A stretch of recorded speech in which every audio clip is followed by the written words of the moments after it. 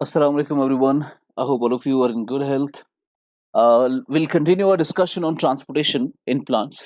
जिसमें हमने short distance transport खत्म किया, फिर हमने लॉन्ग डिस्टेंस ट्रांसपोर्ट शुरू किया और आज हम उसी को कंप्लीट करते हैं. That will cover our entire general science syllabus. Okay, so we'll be discussing today some long distance transport. So अब देखिए long distance transport, last time मैंने कुछ इंपॉर्टेंट कॉन्सेप्ट्स आपको पढ़ाए. वाटर पोटेंशियल क्या होता है, ऑस्मोसिस क्या होता है, रिवर्स ऑस्मोसिस क्या होता है, ये सारी चीजें हमने देखी कल. और फिर मैंने कुछ पाथवेज भी आपको बताया, प्रिंसिपल बताया, बल्क फ्लो, मास फ्लो, वो सब हमने लास्ट लेक्चर में पढ़ लिया है. इस लेक्चर में हम देखेंगे लॉन्ग डिस्टेंस ट्रांसपोर्ट किसका होता है. So long distance transport, long distance transport is done for number 1 water, number 2 mineral जो आपके सिलेबस में है, water, mineral, and number 3 food. अब कौन सा लॉन्ग डिस्टेंस में कौन सी चीज क्या ट्रांसपोर्ट करती है, जैसे कि मैंने लास्ट लेक्चर में कहा, वाटर और मिनरल ट्रांसपोर्ट करता है कौन, जाइलम. ट्रांसपोर्ट करता है कौन, जाइलम. और मिनरल को और ट्रांसपोर्ट कौन करता है, मिनरल. और फूड को फ्लोएम. यानी mineral is transported by xylem as well as phloem in some different circumstances, but water is exclusively transported by xylem. Food is exclusively transported by phloem and mineral दोनों transport करते हैं. Fine. अब mineral में आपको एक चीज याद रखनी है, मिनरल आपका जाइलम से भी जा सकता है, अगर आपको रूट से अदर पार्ट्स में इसको ले जाना है, from roots to other parts. Fine. तो रूट में से अगर आपको मिनरल्स को, सॉइल में से मिनरल्स को एब्जॉर्ब करके उनको other parts of the body तक ले जाना है, that is your mineral transport through xylem. और अगर आपको एक लीफ से दूसरे लीफ से ले जाना है, leaf to leaf, fine, old leaf से नए लीफ तक ले जाना है, तो उसके लिए हम फ्लोएम का इस्तेमाल करते हैं. जाइलम वाला मिनरल ट्रांसपोर्ट इज यूनिडायरेक्शनल, जैसे कि मैंने पहले लेक्चर में कहा. एंड लीफ टू लीफ वाला इज, फ्लोएम वाला mineral transport is multi directional. Why? Because leaves कहीं पर भी हो सकते हैं, तो मल्टी डायरेक्शनल है. फाइन. तो ये आपका ट्रांसपोर्ट हो रहा है वाटर, मिनरल और फूड का. तो एक एक करके हम देखेंगे. सबसे पहले वाटर का transport through the help of xylem. तो जाइलम जब वाटर का ट्रांसपोर्ट करता है, क्या स्टेप्स होते हैं इसमें 3 इंपॉर्टेंट स्टेप्स होते हैं. फाइन. कौन कौन सा स्टेप? नंबर 1, सबसे पहला स्टेप और सबसे important step is absorption of water. यानी आपको पहले वाटर को ट्रांसपोर्ट करने से पहले वाटर को एब्जॉर्ब करना पड़ेगा. एब्जॉर्प्शन ऑफ वाटर सबसे पहला कॉन्सेप्ट. यानी जब आपका आपके पास कोई प्लांट है, फाइन, इस प्लांट में पहले आपको वाटर को सॉइल से एब्जॉर्ब करना है. So here the absorption happens, absorption of water generally done by the roots. उसके बाद नंबर 2 इसको हम कहते हैं असेंट ऑफ सैप. एनसीईआरटी क्या कहती है इसको? असेंट ऑफ सैप मतलब होता है आपका वाटर प्लस मिनरल्स. तो सैप क्या है आपका? Water plus minerals. Ascent of sap यानी अपवर्ड मूवमेंट ऑफ वाटर. यानी यहां से जब एब्जॉर्प्शन हुआ, उसके बाद वो यहां से जब ऊपर चढ़ेगा, असेंट होगा, उसको हम कहते हैं असेंट ऑफ सैप. और आपको पता है, मैंने लास्ट लेक्चर में कहा, वाटर अकेले नहीं जाता, वाटर एक्ट्स लाइक स्ट्रीम जो अपने साथ मिनरल्स को भी ऊपर ले जाता है, which we call sap. Ascent of sap, water plus minerals. उसके बाद जब ऊपर पहुंच गया, अब लीव्स तक भी पहुंच गया, अब लीव्स में उसकी क्या होगी? ट्रांसपायरेशन, लॉस ऑफ वाटर जिसको हम कहते हैं. क्या होगी? ट्रांसपायरेशन. और इन तीनों को हम एक एक स्टेप लेंगे, एक एक करके इसको समझेंगे कि जाइलम पहले किस तरीके से एब्जॉर्प्शन के जरिए, पहले रूट हेयर के जरिए जाइलम तक पानी पहुंचता है, फिर वहां असेंट होता है, फिर ट्रांसपायरेशन होती है. फाइन. सो यही चीजें हमें देखनी है. Let's begin with the absorption of water. So सबसे पहले हम एब्जॉर्प्शन को समझेंगे, absorption of water.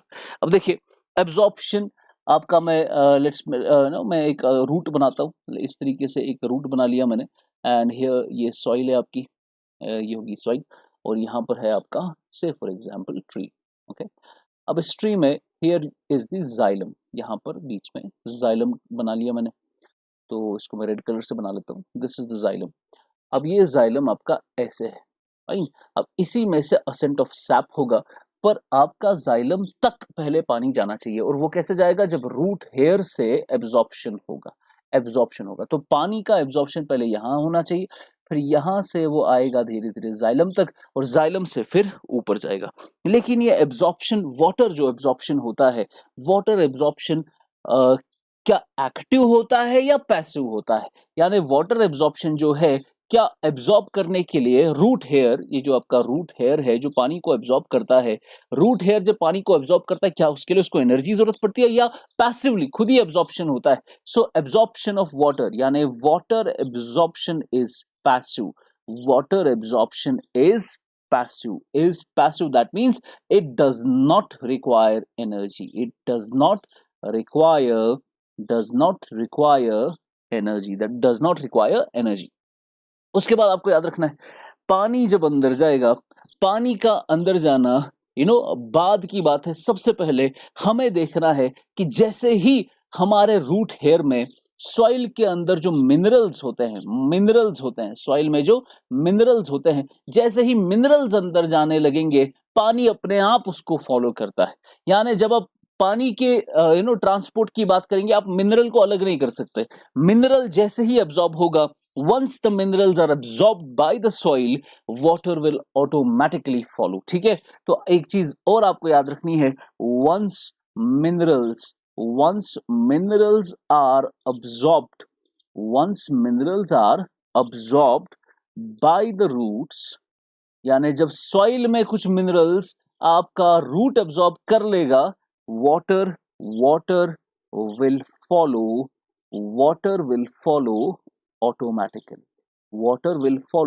automatically, fine.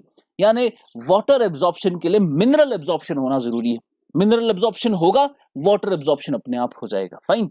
Mineral absorption होगा तो वाटर एब्जॉर्प्शन अपने आप फॉलो उसको करता है।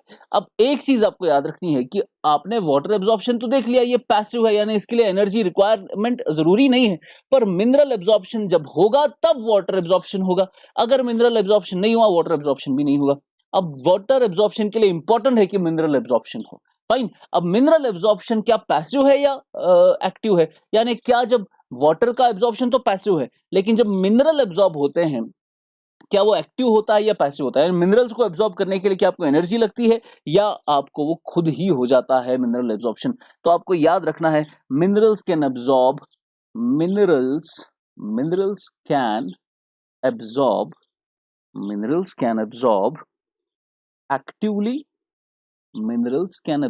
actively, and as well as passively, यानी मिनरल एब्जॉर्प्शन एक्टिव भी होता है और पैसिव भी होता है, फाइन। यानी मिनरल्स का एब्जॉर्प्शन, उसके लिए एनर्जी भी रिक्वायर्ड होती है और वो पैसिव भी होता है, लेकिन मोस्टली वो क्या होता है? एक्टिव होता है। मोस्टली क्या होता है? एक्टिव। यानी मिनरल्स की एब्जॉर्प्शन के लिए मोस्टली आपको एनर्जी की जरूरत चाहिए होती है, लेकिन हर किसी सिनेरियो में नहीं, आपका पैसिव एब्जॉर्प्शन भी हो सकता है, फाइन। आपका याद रखना है, आपको जब भी आपका एक्टिव एब्जॉर्प्शन होता है, एक्टिव ट्रांसपोर्टेशन है, एक्टिव का मतलब है एनर्जी रिक्वायर्ड है। एनर्जी क्यों रिक्वायर्ड है? क्योंकि अगेंस्ट कंसंट्रेशन ग्रेडियंट जाना होगा। याद करना पुराने लेक्चर्स, अगेंस्ट कंसंट्रेशन जाना है, यानी अगर आप हाई से लो जा रहे हो तो you are going with the concentration gradient, along the concentration gradient. So this is a passive kind of transport, you would not require energy for that, fine. But if you are going from low to high, then that is against concentration gradient, now you would require some energy, and that is an active transport। Passive transport के लिए there are channels, protein channels. Active transport के लिए there are pumps, जो आपको against concentration gradient ले जाते हैं। तो एक्टिव ट्रांसपोर्ट के लिए minerals can get absorb through pumps, through protein pumps, and passively they can be absorb through channels. ये हमने ऑलरेडी पढ़ लिया है एक्टिव और पैसिव में, फाइन। तो passively the minerals can be absorbed through channels, and actively they can be absorbed through pumps using ATP, क्योंकि pumps के लिए ATP, क्योंकि against concentration gradient जाना है, उसके लिए ATP होना जरूरी है। अब देखिए, यहाँ पर एक और चीज हम याद रखेंगे, एक और चीज याद रखेंगे। फॉर एग्जाम्पल मेरे पास एक प्लांट है, मेरे पास एक प्लांट है, इस प्लांट को पूरी तरीके से मैंने वाटर लॉक कर लिया, यानी इसको मैंने पानी के अंदर भर दिया, इसके रूट्स भी पानी में पूरे फंसे हुए हैं। फाइन, तो पानी, ये वाटर लॉक सिचुएशन है जहां पर पानी जमा हो चुका है और ये मेरा प्लांट जो है प्लांट पानी के अंदर है। अब ऐसी सिचुएशन में पानी के अंदर है, फाइन, वाटर लॉगिंग है, क्या इस पानी के अंदर, क्योंकि हमें पता है पेड़ों को तो पानी की जरूरत होती है, अब ये पानी इस्तेमाल कर सकता है, तो हमें ऐसा महसूस होगा कि पेड़ जो है अब अच्छे से ग्रो करेगा, बट ऐसा नहीं होता है। व्हाई? बिकॉज वाटर लॉगिंग की वजह से it can cause the death of the plant, it can kill the plant, water logging. ठीक है, कैसे? बिकॉज जब वाटर लॉगिंग होगी तो सॉइल में रूट, मैंने आपको लास्ट टाइम कहा, रूट जो है वो सॉइल के अंदर जो स्पेसेस है उसमें से ऑक्सीजन लेता है। अब जब वाटर वहां पर आ गया है तो वहां से ऑक्सीजन निकल गया है। अब जब वाटर लॉगिंग सिचुएशन है, क्या है? वाटर लॉग्ड सिचुएशन है। इस सिचुएशन में the roots can not absorb, the roots can not absorb oxygen, the roots can not absorb oxygen. और जब ऑक्सीजन एब्जॉर्प्शन नहीं होगा, रेस्पायरेशन पॉसिबल नहीं है, और जब रेस्पायरेशन पॉसिबल नहीं है, ATP can not be produced, ATP can not be produced, ATP की प्रोडक्शन पॉसिबल नहीं है, ATP can not be produced. और जब एनर्जी ही नहीं है तो एक्टिव एब्जॉर्प्शन मिनरल्स का नहीं हो सकता। तो जब एटीपी ही आपका नहीं है, there can be no mineral absorption, no mineral absorption. ये बहुत इंपॉर्टेंट पॉइंट्स है, ये बहुत इंपॉर्टेंट पॉइंट्स है, नो मिनरल एब्जॉर्प्शन। और जब मिनरल एब्जॉर्प्शन ही नहीं होगा तो वाटर एब्जॉर्प्शन भी नहीं हो सकता, तो वाटर एब्जॉर्प्शन भी नहीं हो सकता। फाइन, यानी आपके वाटर लॉगिंग सिचुएशन में जब पानी ही पानी हर तरफ से है, उस सिचुएशन में आपका जो प्लांट है वो बिना पानी के मर जाता है। उसकी वजह यह है कि जब ज्यादा पानी है तो वो ऑक्सीजन नहीं ले पाएगा, ऑक्सीजन नहीं ले पाएगा तो रेस्पायरेशन नहीं होगी रूट्स में, रेस्पायरेशन नहीं होगी तो एनर्जी नहीं मिलेगी, एनर्जी नहीं होगी तो मिनरल्स का एब्जॉर्प्शन पॉसिबल नहीं है, क्योंकि मिनरल्स का एब्जॉर्प्शन मोस्टली एक्टिव एब्जॉर्प्शन होता है, उसके लिए पंप्स की जरूरत होती है। पंप्स में अगेंस्ट कंसंट्रेशन ग्रेडियंट जाना है तो उसके लिए आपको एटीपी जरूरत है। जब रेस्पायरेशन ही नहीं तो एटीपी कहां से मिलेगा? एटीपी जब नहीं है तो मिनरल एब्जॉर्प्शन कैसे होगा? और जब मिनरल एब्जॉर्प्शन नहीं है तो आपका वाटर एब्जॉर्प्शन नहीं पॉसिबल होगा। फाइन, this is the reason why water logging situation causes death of the plants. ठीक है, मैं आपको ये लिखाता हूं, it can be very important for your understanding of this plant physiology. ये पॉइंट आप लिखिए, water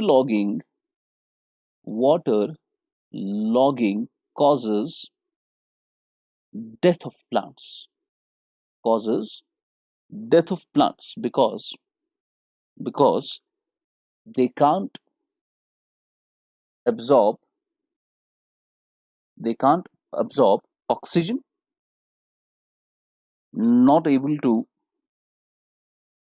form ATP, and hence not being able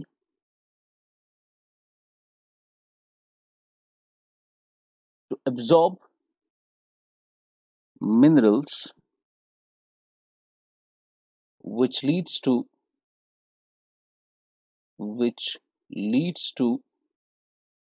no water absorption,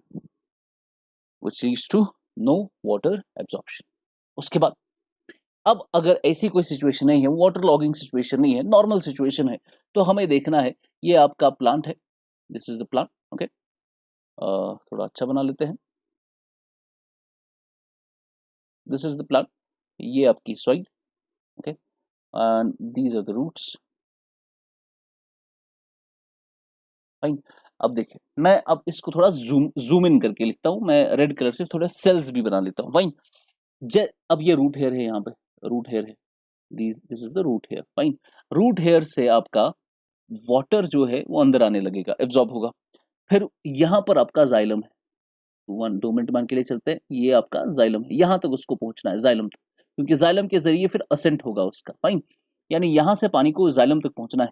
अब सामने क्या क्या है? सामने पहले सेल्स होंगे, अब सेल्स में आपको पहले जब पानी अंदर आएगा तो वो कौन सी डायरेक्शन में जाता है, वो नॉन लिविंग स्पेस में मूव करता है।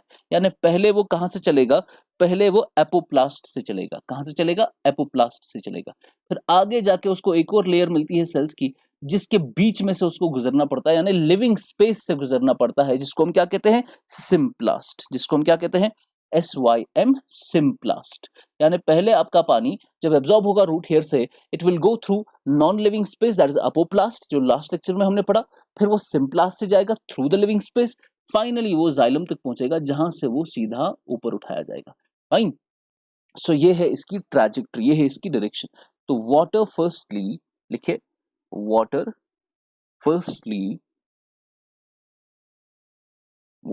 firstly goes through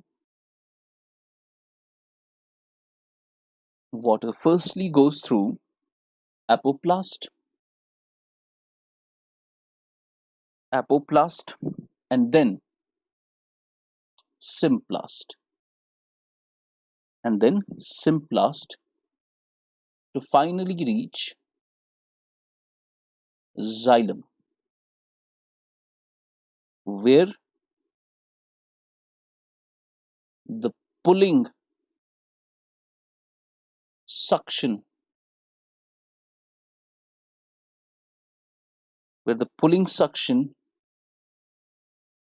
from transpiration की वजह से पुलिंग फोर्स मिलता है, from transpiration leads to its ascent.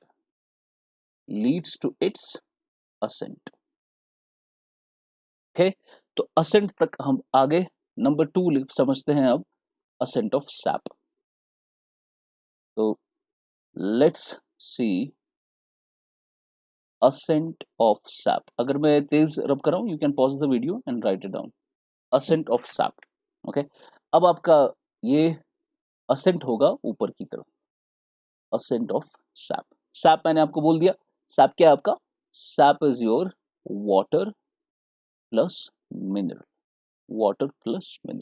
अब जनरली ये असेंट किसकी वजह से होता है, देयर कैन बी 2 फोर्सेस। अगर पॉजिटिव हाइड्रोस्टैटिक फोर्स है, there can be positive hydrostatic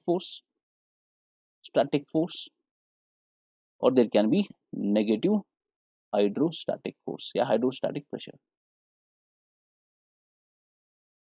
both of these are the reasons for the ascent of sap, positive hydrostatic pressure और negative hydrostatic pressure. okay, positive hydrostatic pressure means push जो मिलता है इसको, जो push force मिलेगा नीचे से कि पानी को ही पुश किया जाएगा, और पुल हो गया जो ट्रांसपायरेशन की वजह से सक्शन होगी। Fine.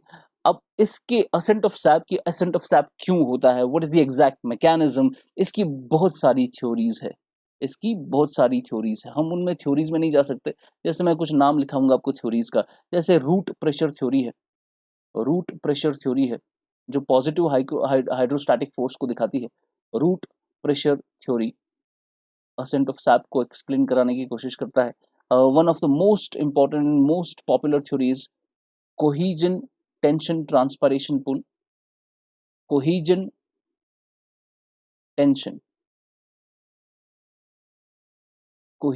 Tension transpiration pull, one more theory transpiration pull.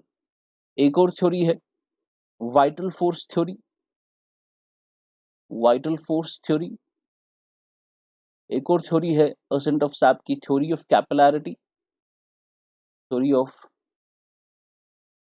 Capillarity. These are some of the theories of the ascent of sap। यानी अब आपका पानी जो जाइलम में चला गया, अब वो ऊपर असेंट करेगा, और असेंट करते करते वो लीव्स तक पहुंचेगा। फाइन।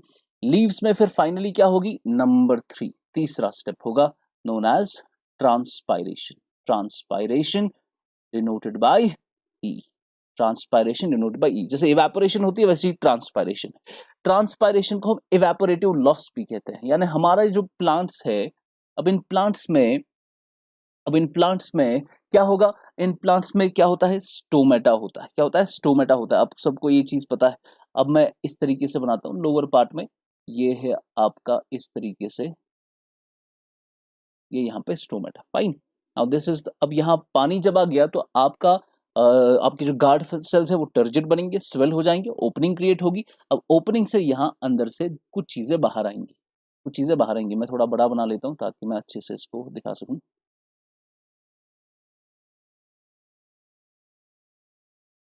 ओके, यानी अब आपके लीव तक चीजें आ गई है।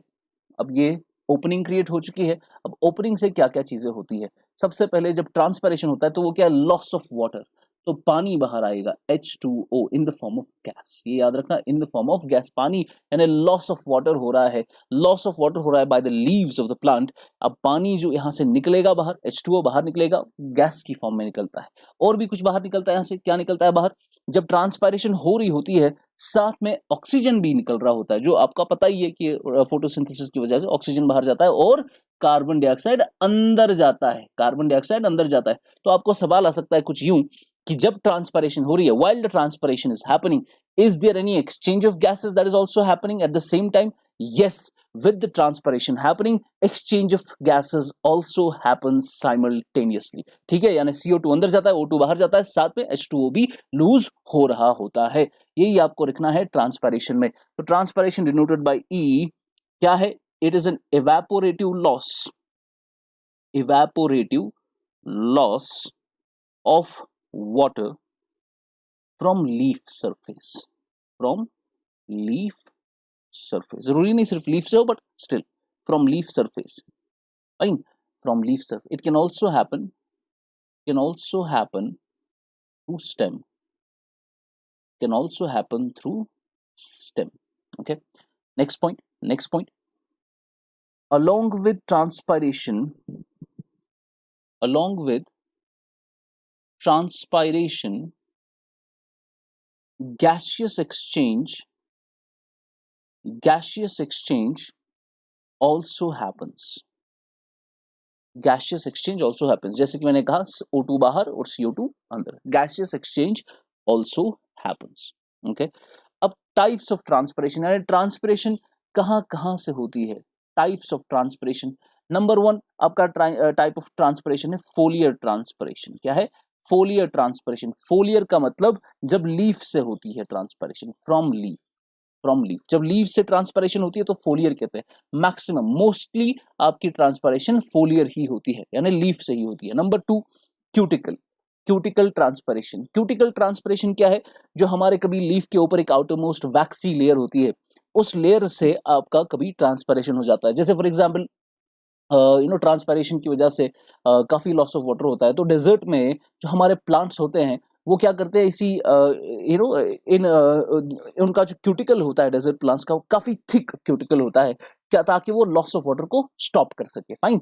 तो आप देखेंगे जो आपके डेजर्ट प्लांट्स है उनमें जो ऊपर वाली लेयर होती है, हल्की सी एक वैक्सी लेयर होती है डेजर्ट प्लांट्स के ऊपर, वो वैक्सी लेयर जो है काफी थिक होती है। Why? To minimize the loss of water. ठीक है, तो क्यूटिकल से भी आपकी ट्रांसपिरेशन होती है। It is what it is outermost layer covering leaves, covering leaves, वहां से भी ट्रांसपिरेशन होती है। नंबर 3 बार्क, बार्क से भी ट्रांसपिरेशन होती है, जो आपके स्टेम में होता है। फाइनली लेंटिसल्स, जो हमने लास्ट लेक्चर में पढ़ा था, रेस्पिरेशन में लेंटिसल्स भी आपका ट्रांसपिरेशन दिखाता है। Fine. So these are some types of transpiration, कहाँ कहाँ से ट्रांसपिरेशन होती है। उसके बाद एक बहुत इंपॉर्टेंट कॉन्सेप्ट है ट्रांसपिरेशन का, that is transpiration ratio, that is transpiration ratio, transpiration ratio. ये ट्रांसपायरेशन रेशियो क्या है भाई? ट्रांसपायरेशन रेशियो होगी, आप देखिए अभी मैंने आपको दिखाया, ये आपका लीफ है, दिस इज द लीफ। अब यहाँ पर आपका मैं बनाऊंगा आपका इस तरीके से, राइट, यहाँ से जहाँ से लॉस ऑफ वाटर होता है ना, H2O is coming out in the form of gas, and what is going in? Carbon dioxide. Oxygen भी बाहर आता है, for the sake of argument I am just ignoring that. तो कार्बन डाइऑक्साइड अंदर आ रहा है। कार्बन डाइऑक्साइड अंदर क्यों आता है? For the process of photosynthesis, for the for the production of food, for the production of organic substance, है ना, for the production of biomass. आपका कार्बन डाइऑक्साइड, कार्बन फिक्सेशन जो हो रही है, कार्बन डाइऑक्साइड जो अंदर लिया जा रहा है लीव्स के जरिए, उसका इस्तेमाल होगा for the production of food, for the production of organic substances, biomass. और H2O बाहर जा रहा है ट्रांसपिरेशन, तो ट्रांसपिरेशन से ये बाहर जा रहा है और ये प्रोडक्शन फोटोसिंथेसिस के लिए अंदर आ रहा है। फाइन। यानी हम बोल सकते हैं कि कितना पानी बाहर जा रहा है और कितना CO2 अंदर आ रहा है, इसका एक रेशियो होगा, कुछ ना कुछ तो रेशियो होगा इसका। यानी यानी मैं कितना लॉस ऑफ वाटर कर रहा हूं कंपेयर टू मैं कितना कार्बन डाइऑक्साइड अंदर लाके उस बायोमास प्रोड्यूस कर रहा हूं। फाइन, इसको हम कहते हैं ट्रांसपायरेशन रेशियो, TR। तो ट्रांसपायरेशन रेशियो हम कैसे निकालते हैं?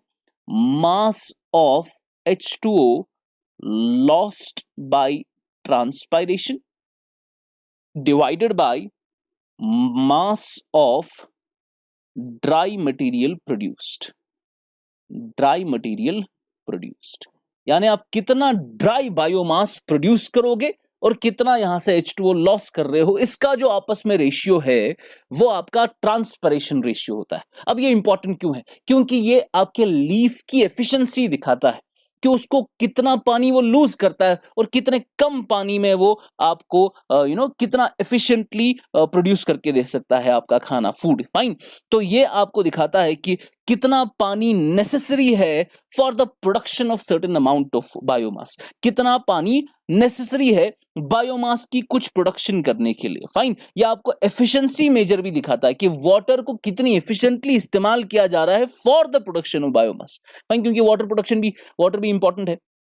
तो आपको ये भी दिखाया जा रहा है इसमें ट्रांसपरेशन रेशियो क्या दिखाता है आपको? एक तो ये आपको दिखाता है कि भाई आपका पानी कितना नेसेसरी है for the certain amount of for the production of certain amount of biomass, as well as ये आपको वाटर की एफिशिएंसी भी, ये आपको लीफ की एफिशिएंसी भी दिखाता है कि वो कितना एफिशिएंटली वाटर को जो है यूज कर पा रहा है। So that is your transpiration ratio. इसके कुछ इंपॉर्टेंट पॉइंट्स लिखिए। This tells us how much water is necessary to produce a certain amount of biomass, next point, the inverse, यानी इस सेंटेंस का उल्टा भी ट्रू है। The inverse of this is a water use efficiency measure. Water use efficiency measure. The inverse of this is also true, and it shows water use efficiency measure. That is how much biomass can be produced per unit water transpired। यानी जितना आपका transpiration हो रहा है पानी का, per unit loss जो हो रहा है उसके कंपैरिजन में आप कितना बायोमास बना रहे हो। फाइन, इसके हिसाब से कुछ प्लांट्स ज्यादा एफिशिएंट होते हैं, कुछ प्लांट्स कम एफिशिएंट होते हैं। Certain plants are more efficient than other plants, like C4 plants are more efficient than C3 plants. Now you don't need to get into this, you need to add. So certain plants are more efficient than other plants on the basis of transpiration ratio. Fine, उसके बाद हम advantages देखेंगे। Transpiration की advantages क्या है? सबसे पहली advantage, transpiration क्या करता है? ये पुल जनरेट करता है for water, for the transport of water. It generates pull for transport of water. It generates pull for transport of water. और क्या करता है? It also generates pull for transport of minerals. ये मिनरल्स के transport के, मैंने क्योंकि कहा वाटर इज अ स्ट्रीम और स्ट्रीम में मिनरल्स भी आ जाते हैं, सैप, राइट? तो it generates pull for transport of water, generates pull for transport of minerals. It also brings in some cooling effect, क्योंकि transpiration is loss of water. Cooling effect होता है इसकी वजह से। ऑलमोस्ट 10 to 15 डिग्री सेल्सियस जो है वो उसमें टेम्परेचर कम हो जाता है। The temperature is decrease by 10 to 15 degree Celsius on the leaf surface, leaf की सरफेस के ऊपर। तो लीफ सरफेस के ऊपर कुछ टेम्परेचर कम भी हो जाता है कूलिंग इफेक्ट की वजह से, कूलिंग इफेक्ट आता है ट्रांसपरेशन की वजह से। It brings down the temperature by 10 to 15 degree Celsius on the leaf surface. Fine, उसके बाद ये थे कुछ एडवांटेजेस। एंड इसके बाद है हमारा वाटर ट्रांसपोर्ट, तो देख लिया। नंबर 2 है हमारा mineral transport. Mineral transport, mineral transport दो तरीके से हो सकता है। It can happen through xylem, it can happen through phloem. Xylem वाला क्या है? जाइलम वाला है आपका क्या इसको बोलते हैं, यूनिडायरेक्शनल, यूनिडायरेक्शनल। एंड फ्लोएम वाला है आपका multi directional, multi directional. Unidirectional कहां से? From root to other parts, to other parts, और यहां पे from old leaf to new leaf. ये मैंने आपको इससे पहले भी लिखा है, मिनरल। फाइन। और मिनरल एब्जॉर्प्शन क्या है? It can be both active passive, मैंने ऑलरेडी आपको बोला, एक्टिव बी एंड पैसिव बी। पैसिव के लिए it would require channels, active के लिए it would require pumps. Fine, ये भी मैंने आपको बता दिया। ओके ये हो गया आपका। ओके उसके बाद है आपका मिनरल्स जैसे ही एब्जॉर्ब होंगे, चाहे एक्टिवली एब्जॉर्ब हो या पैसिवली एब्जॉर्ब हो, पंप्स के जरिए हो या चैनल्स के जरिए हो, उसके बाद एब्जॉर्प्शन के बाद उनकी डेस्टिनेशन कहाँ होती है? मिनरल डेस्टिनेशन, यानी उनको कहाँ जाना होता है? मिनरल्स की डेस्टिनेशन कहाँ है? इसकी इनकी जो destination, it is also called sink of minerals, यानी इनकी डेस्टिनेशन कहाँ है? सोर्स तो इनका है सॉइल, डेस्टिनेशन का है सिंक ऑफ मिनरल्स। तो मिनरल्स का जो सिंक है, it can be a young leaf, एक यंग लीफ के पास। मिनरल्स का जो सिंक है, it can be flowers. Minerals का जो सिंक है, it can be buds. Minerals का जो सिंक है, it can be cambium. Cambium are dividing cells, जो प्लांट की जो डिवाइडिंग सेल्स होती है, they are known as cambium. Likewise fruits, fruits में भी इनका सिंक हो सकता है। ओके और इन्हीं सिंक में, इन्हीं मिनरल्स की डेस्टिनेशन में क्या किया जाता है? इनको मिनरल्स को अनलोड किया जाता है। फाइन, तो that is your mineral transport. उसके बाद है लास्ट आपका फ्लोएम यानी फूड ट्रांसपोर्ट। तो फूड में नंबर 3, फूड में कैसे कहां से होता है? इसको हम कहते हैं phloem transport. Food is transported through phloem. Fine, और इसका कौन सा प्रिंसिपल है फ्लोएम का? जाइलम का कौन सा प्रिंसिपल था? Bulk flow, mass flow. इसको क्या प्रिंसिपल है? Source sink concept, source sink concept. ये इस प्रिंसिपल पे काम करता है। फाइन, सोर्स एक जगह, सिंक एक जगह, और उस तरीके से मोबिलाइजेशन होगी फूड की। फॉर एग्जाम्पल ये मेरा प्लांट है, सपोज यहां पर इसका सोर्स है सपोज, और यहां पर इसका सिंक है, और यहां से सोर्स का मतलब where food is where food is from where food is mobilized, from where food is mobilized, यहां से फूड को मोबिलाइज किया जाएगा। सिंक है जहां पर फूड अनलोड किया जाएगा, where food is unloaded, where food is unloaded, या जहां पर फूड को, जहां फूड रिक्वायर्ड होता है, रिक्वायर्ड होता है। जैसे रूट्स में फूड रिक्वायर्ड होता है और जनरली लीव्स में फूड प्रोड्यूस होता है। Okay that is your flow. लेकिन क्या उल्टा भी हो सकता है? अगर जो आपका फूड का फ्लोएम का ट्रांसपोर्ट है, क्या वो सिर्फ ऊपर से लीव से रूट की तरफ जाता है, या नीचे से ऊपर भी जा सकता है, रूट से लीव्स की तरफ भी जा सकता है? दोनों सिनेरियोज पॉसिबल है। हम दोनों सिनेरियोज देखेंगे, केस 1 और केस 2। पहले हम नॉर्मल केस देखेंगे। आपका नॉर्मल प्लांट है और इसमें फोटोसिंथेसिस से फूड बना, तो ये आपका सोर्स हो गया यहाँ पे, और यहाँ पर इसका रूट्स में सिंक बना, तो इसका फ्लोएम ट्रांसपोर्ट कुछ यूं होगा, ऊपर से नीचे, ऊपर से नीचे। फाइन, ये हो गया आपका ऊपर से नीचे। दूसरा है आपका अर्ली स्प्रिंग में। अर्ली स्प्रिंग में क्या होता है? अर्ली स्प्रिंग में हमें दिखता है, सपोज अर्ली स्प्रिंग में आपका आपका जो प्लांट है उसके पास लीव्स नहीं होते, तो फोटोसिंथेसिस नहीं हो पाएगा। फाइन, जब फोटोसिंथेसिस नहीं है तो आपका फूड नहीं बन पाएगा, तो आपके रूट्स में कुछ फूड स्टोर होता है, और फिर उस वक्त हम इस फूड को ऊपर की तरफ ले जाते हैं। तो यहाँ पर क्या हो जाता है? यहाँ पे रिवर्स जो है डायरेक्शन ली जाती है, और यहाँ से सोर्स ये बनता है और सिंक कोई नया लीफ यहाँ पे बनता है, सिंक यहाँ पे बनता है।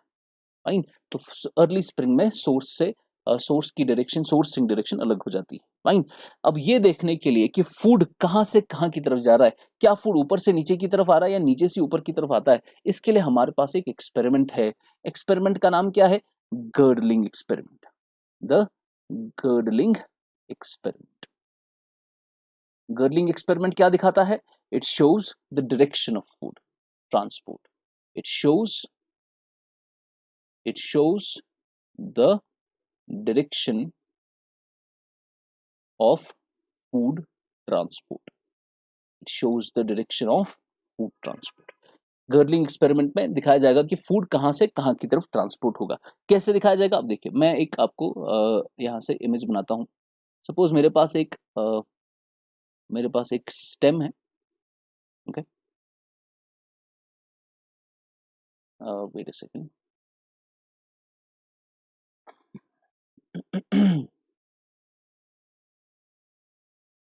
okay, so here there is the stem. Okay, अब इस स्टेम में जो ये वाली लेयर है, ये वाली जो लेयर है जो मैं बना रहा हूँ राइट साइड से और लेफ्ट साइड से, ये कौन सी लेयर है? This is xylem. This is xylem. Okay, ये जाइलम है। उसके बाद फ्लोएम इसके बाहर से होता है, तो मैं फ्लोएम अब बनाऊंगा। अब फ्लोएम जनरली ऐसी पूरी की पूरी लेयर होती है बाहर से। ओके, सो इस तरीके से आपका ये प्लांट है, इस तरीके से। अब मैंने क्या किया, मैंने इसकी जो ये लेयर है यहाँ पर, ये मैंने इस तरह यहाँ से लेयर इसकी हटा दी। ये लेयर जो यहाँ पर है ये मैंने इसकी हटा दी, और यहाँ से जो ये फ्लोएम की लेयर है ये इतनी सी लेयर मैंने हटा दी। तो मैंने इसको कैसा बनाया? मैं इसको कुछ ऐसा बना देता हूँ।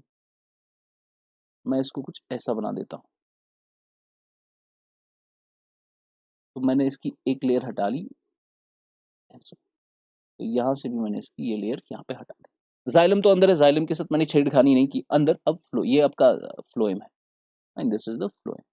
अब फ्लोएम फूड ट्रांसपोर्ट करता है। अब मुझे देखना है कि इस प्लांट में फूड यहाँ से यहाँ ट्रांसपोर्ट हो रहा है या ऊपर से नीचे ट्रांसपोर्ट हो रहा है। तो मैं कैसे देखूंगा? अब देखिए, जैसे ही मैंने इसका फ्लोएम नीचे काट दिया, तो अगर क्या पानी का डिस्ट्रीब्यूशन पानी का ट्रांसपोर्ट रुकेगा? नहीं, फूड का ट्रांसपोर्ट रुकेगा।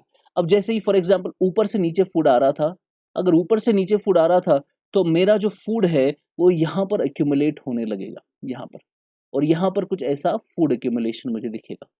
अगर मुझे ऊपर वाले साइड से फूड एक्यूमुलेशन दिखा तो मुझे पता चलेगा सोर्स ऊपर था और सिंक नीचे था और डायरेक्शन कुछ यूं थी। फाइन। अब अगर नीचे वाले साइड से मुझे फूड एक्यूमुलेशन दिखा, अब अगर मुझे इस वाले साइड से फूड एक्यूमुलेशन दिखा, इसका ये मतलब है कि सोर्स यहां पर था और सिंक यहां पर था और डायरेक्शन ऐसी थी। ये है आपका girdling experiment. Fine. So it shows you the direction of food transport.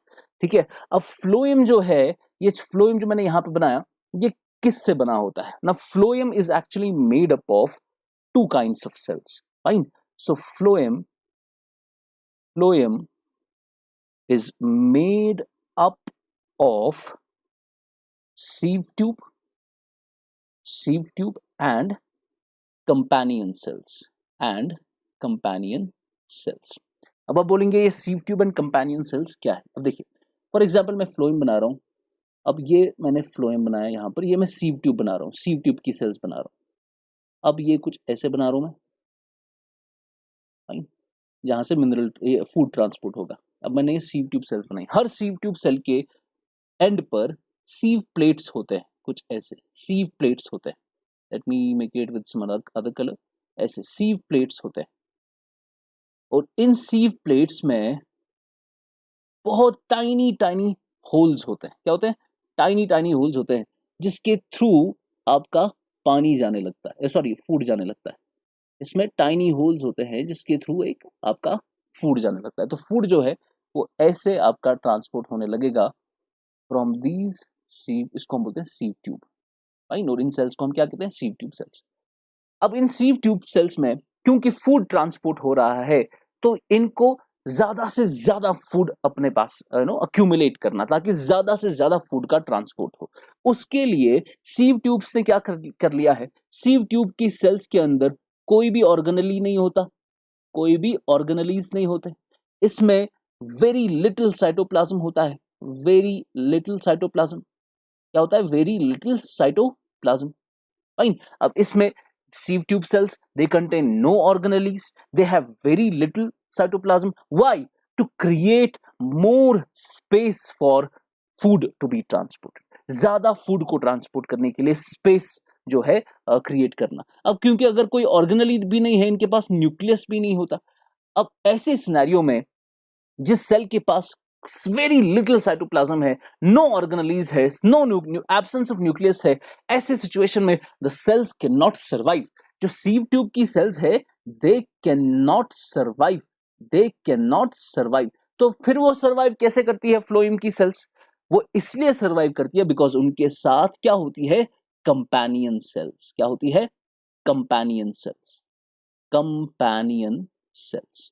Companion cells क्यों होती है? बिकॉज अब इन कंपेनियन सेल्स के पास न्यूक्लियस भी होता है, इनके पास माइटोकॉन्ड्रिया भी होता है, और माइटोकॉन्ड्रिया अगर है तो एटीपी भी होगा, एनर्जी भी होगी। तो इनको असल में एनर्जी यहां से मिलती है, इन कंपेनियन सेल्स से। फाइन। सो माइटोकॉन्ड्रिया ही इनको मेजॉरिटी एनर्जी देता है, ताकि ये सक्रोज को यानी इस फूड को एक्टिवली लोड कर सके और अनलोड कर सके इस सीव ट्यूब में। समझा? So that is your entire concept of phloem, and you can write down mitochondria. Mitochondria provides a lot of energy. Mitochondria of the companion cells. Mitochondria of the companion cells provides a lot of energy for the active loading of food substances into the sieve tube element. Okay, so with this we have completed our transportation, and आपका इसी के साथ science भी, biology खत्म हो जाता है, and now we are left with biodiversity and pollution. So उसमें 2-3 लेक्चर्स है, we'll be covering that very soon, and ये आपका हो गया. I hope you have learned a lot and keep on revising. अगर लेक्चर 3-4 बार देखना है देखो, इनफैक्ट मैं रिकमेंड करूंगा कि 2-3 बार तो देख ही लो, बिकॉज जितना देखोगे उतना फिर वो याद रहेगा, बिकॉज वीडियोस देखकर वो ज़्यादा मेमोरी में स्टोर रहता है. So this is all from me today. Thank you so much. God bless you. Bye bye.